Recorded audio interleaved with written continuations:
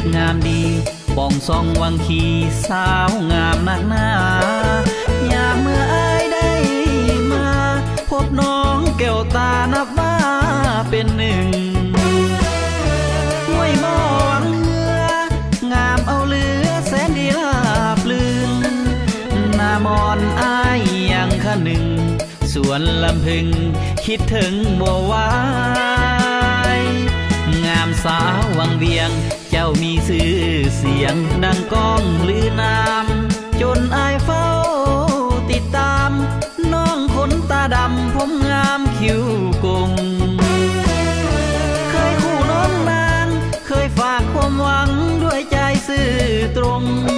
จะหักน้องมันคงบ่ลืมหลงทำจังวังเวียงสาวท่าเรืองามเหลือสุดพันละนายามน้องยิ้มส่งมาหัวใจภาวะแทบจะล่วงหล่นหากอายมาแห้งอยากสร้างแปลงห่วมน้องหน้ามนย่านแต่น้องบ่สน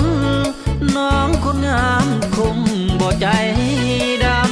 ำยามอายจากลาห่างน้องแก้วตาก็เพียงแต่กายหากว่าน้องคิดเห็นใจ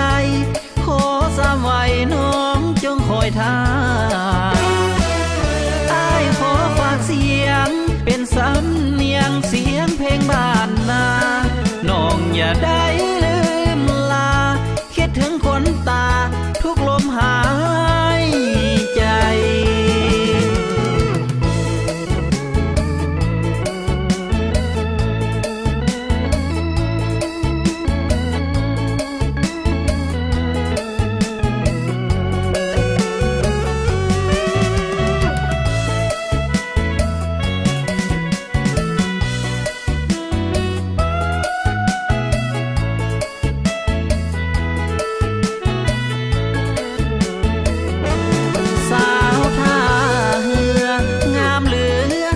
พันละนา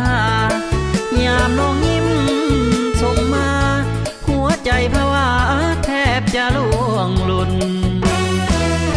หากอายมาแห้งอยากสร้างแปลงห่วมน้องหน้า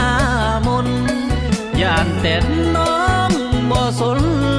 น้องคนงามคงบ่ใจดำยามอายจากลาห่างน้องแก้วตาก็เพียงแต่กายหากว่าน้องคิดเห็นใจ